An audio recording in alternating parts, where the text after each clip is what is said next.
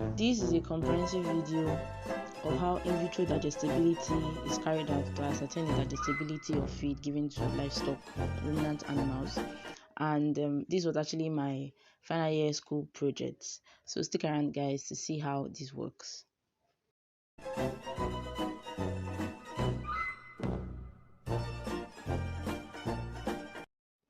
Hey guys, AgroChick here, and you're welcome to my channel. So in this video, we'll be talking all about in vitro digestibility. In vitro digestibility is a laboratory procedure that helps to stimulate digestion outside of the body. So basically, it is digestion outside of the body, and it is better than in vivo, which is directly feeding the animal, because it saves time, it uses less resources, and multiple treatments or multiple samples can be tested at the same time. Like, these are one of the benefits of in vitro digestibility. So it's basically digestion in a test tube or in a syringe or anything like that. So for this experiment, we used a syringe. So these are the syringes that you are seeing everywhere now. So for this experiment, we wanted to test the digestibility of chitin and chitosan that we extracted using palm bunch potash, to know how they'll be good or bad for ruminant animals. And so the procedures for in vitro digestibility include sample collection, substrate preparation and bagging. Then we also have buffer preparation, ruminant liquor collection, then the incubation process and gas measurement. So for the first process, we've already gotten our samples, which are chitin and chitosan extracted using palm bunch potash, and it is what we are measuring here. So we are using a sensitive scale to measure about 0.01 gram of chitin and 0.04 gram of our substrates. So the substrates was made out of concentrates and grasses, following standards basically. And so when we finish measuring it, then we'll put it inside the bag. The bags are made of not necessarily cloth material, but a very special material used for experiments. The material is even imported from China, because we don't even have it in Nigeria. So you see that although in vitro is good and is fast, it can be a bit expensive because some of these materials cannot be found in the country.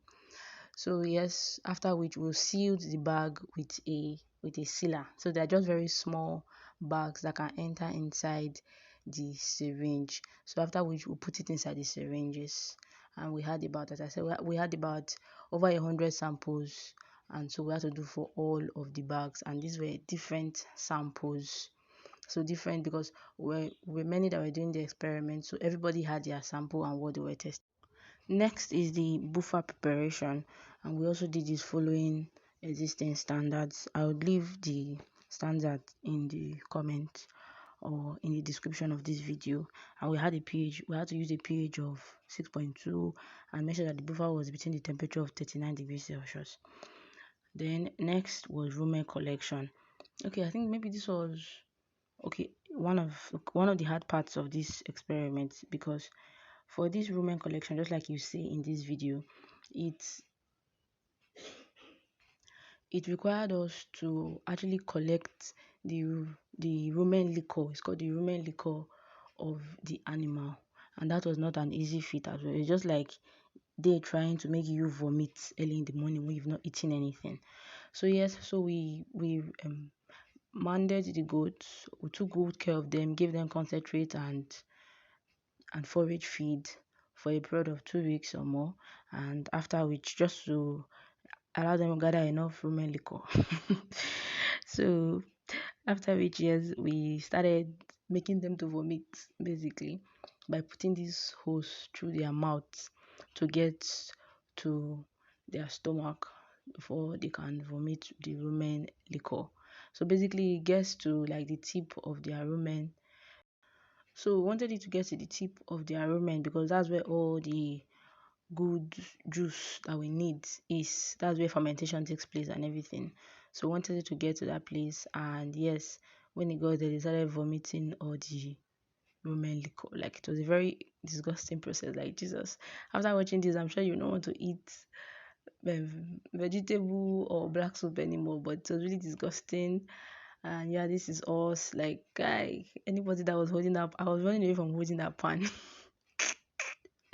You see that job of manning the women, of holding it to the flax. It was just so terrible, I beg. But that's the experiment for you. So yes, we have to put it in a preheated flax so that to keep it warm and to avoid microorganisms from entering into it. And yeah, we needed about 3 liters, I think. And after we took it to the lab, and in the lab we strained the Rumen liquor to remove the feed from it, basically, just like you can see here, the strained Rumen liquor, all of those forage and concentrate that were inside. We strained it to remove all of those things, and after which we started our in-vitro procedure. Gong gong gong. This is where it gets really, really interesting. So the liquid residue was mixed with the already prepared buffer solution, and it was mixed in the ratio of 1:2, and the mixture is now called the buffer inoculum. And this buffer inoculum was then placed in a water bath, so which is what you are seeing right now, that box. So it was placed in a water bath to help it maintain a temperature of 39 degrees Celsius, and it was gassed simultaneously, meaning gas was being poured into it simultaneously. There was a big tank of cylinder there that was used to gas it. So it was CO2, and this CO2 was used to actually maintain the anaerobic condition, so that to keep microbes away, because the rumen is actively, this is rumen liquor, and so the rumen is actively filled with microorganisms, so to keep the microorganisms away. And next, we had to now drain this rumen or buffer inoculum with a syringe. So those syringes that we put the samples or treatments, we now started draining the rumen inoculant into them.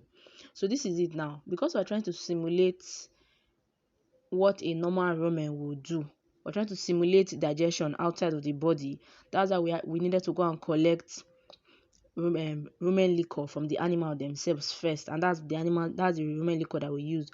We added it to the buffer. So, and the feed now is what is inside the bags, and the bags inside the syringes. So we now have to put that rumen inoculant into those syringes, and that is what we digest the feeds.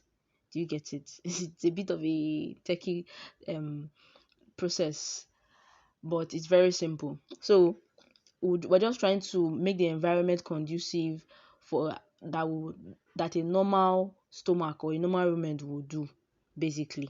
That's how we have to put that rumen inoculant into it, and we gassed it. And you can see here, this is where one of the ruminant team was trying to teach us how to remove air bubbles from the syringes after filling the syringes with the buffer inoculant.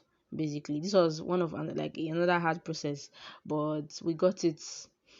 Like, my group members and I were so smart. So we got it, and we started. They will give us. So basically, some people were filling the syringes with buffer inoculum, and some of us were actually removing the air bubbles and putting it immediately into the incubator. So it is in the incubator that the digestion process will take place fully, and we have to check it every 3 hours. Okay, guys, this is where it really gets real. I think this was the hardest part of it. Not one. This was just the hardest. So the incubation process was actually the hardest process. So the way in vitro digestibility work, just like the stomach, digestion occurs every 3 hours. So you have to check it every 3 hours to see how far the digestion has occurred. And how do you know that digestion has occurred is when it's through gas production. So we are reading the syringes of how the extent to which they have been pushed backwards. So that's how we're just checking it every 3 hours like a baby. So say we started the experiment by 7. We checked by 7 a.m., checked by 10 a.m., checked by 1 p.m., 4 p.m., 7, even in the night. So we just, like, it was back to back. We started on a Saturday to Sunday, like all of us not even go to church and everything. Like it was a real surreal process, but it was still fun at the end of the day. And during the check-in, because we had lots of samples, everybody had to take a pen and paper to record. You have to be recording. Okay, so this is, let me just play the audio here so that you guys can see. 074 5. Do you want? 175 5. So yeah, so that was us taking record. You have to be very careful, if not you'll miss your numbers and everything. Well, after a while we took a lunch break, like me person no good die. See me person chop small. And yeah, so fried rice and chicken, one of us made it. She went home to go and make it. Like many of us we did not go home for that one whole day. Had to sleep in school. Like it's a process that can be automated. Anyways, in other countries it has been automated that you just leave it and you come back and record for you. But in Nigeria, we don't have the facilities yet to automate it. But we're getting there. We're getting somewhere. Then finally, we're almost at the end. After 24 hours, we now have to do the determination of methane and dry matter digestibility. So for the determination of methane gas production, we had to inject 40 ml of sodium hydroxide solution into the incubation syringes, and this was to absorb the carbon dioxide gas inside and leave behind methane, and the readings again were taken. And so after you put the methane gas inside, you have to shake it profusely, shake it well, so that the CO2 can be removed. And yes, so guys, we're almost at the end of this experiment. After that was those readings were taken. Then we had to now do the DMD, which is dry matter digestibility, OM, which is organic matter. Then we also did the short chain fatty acid calculations and every other calculations. For the DMD, we had to wash the bag, and it's another process of its own. So yes, so that was how we carried out in vitro digestibility in the lab. Thank you very much, guys, for watching. I hope you gained something from this. If you are a student and you are going to carry out this project, I hope this helps you to prepare your mind for what you are going to do. And I really appreciate you guys for watching this, for coming to the end of this video. Don't forget to like, share, and subscribe. Thank you very much. See ya.